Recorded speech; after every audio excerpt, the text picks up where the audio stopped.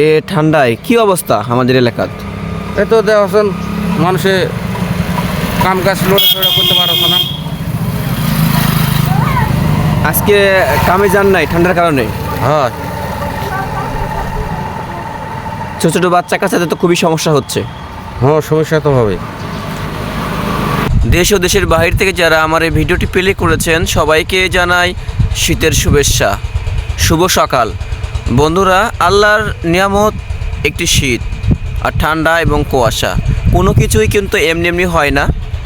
বর্তমানে আমি নওগাঁ জেলার নিয়ামত থানায় অবস্থান করতেছি। এই অঞ্চলে এত পরিমাণ কুয়াশা, এত পরিমাণ ঠান্ডা যে মানুষ ঘর থেকে বাইর হতেই পারছে না। আপনারা দেখতে পাচ্ছেন চারিদিকে কুয়াশায় আচ্ছন্ন হয়ে আছে, সব একবারে একাকার হয়ে গেছে, কুয়াশা দেখা যায় না। সকালবেলা গ্রামের ছেলেমেয়েরা এইভাবে খেলা করে।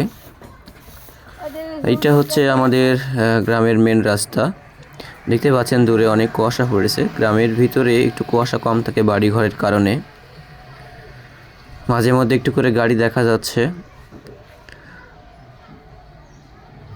আর এখন ধান কাটার সিজন, এখন আপনারা দেখতে পাবেন গ্রামে গঞ্জে বিভিন্ন জায়গায় খেড়ে পড়া দেখতে পাবেন।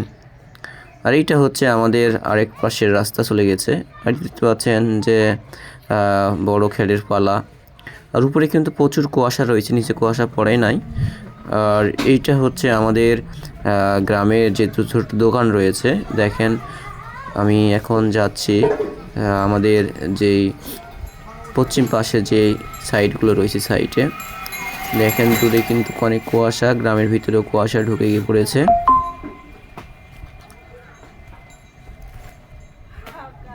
দেখেন কত কুয়াশা, এই ঠান্ডার মধ্যে মানুষ কিভাবে কাজ কাম করতে পারবে। প্রচণ্ড কুয়াশা পড়েছে নওগাঁ জেলাতে নিয়ামতপুর থানায়।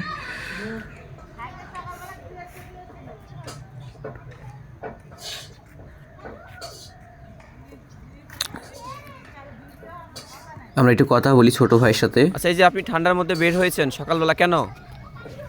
আবহাওয়াটা ভালো লাগে তাই। আমাদের এই আবহাওয়াটা খুব ভালো লাগে, কিন্তু ঢাকার যেখানে সেখানে খুব গরম এখন। মাঝে মধ্যে একটু একটু করে ফ্যান দেখা যাচ্ছে, যেহেতু আস্তে আস্তে বেলা বাড়তেছে কিন্তু কুয়াশা কমে নাই। এই দেখতে পাচ্ছেন সকালবেলা আমার এক ভাই কাজ করতেছে বাসার বাড়ির পাশে।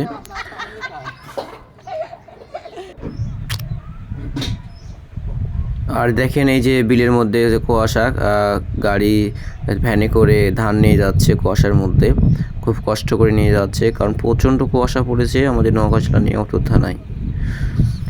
বন্ধুরা, ভিডিওটি কেমন লাগলো জানি না, অবশ্যই ভিডিওটি লাইক শেয়ার কমেন্ট করবেন, সাবস্ক্রাইব করে পাশে থাকবেন। ইনশাল্লাহ দেখা হবে। আসসালামু আলাইকুম ওয়া রাহমাতুল্লাহি ওয়া বারাকাতুহু।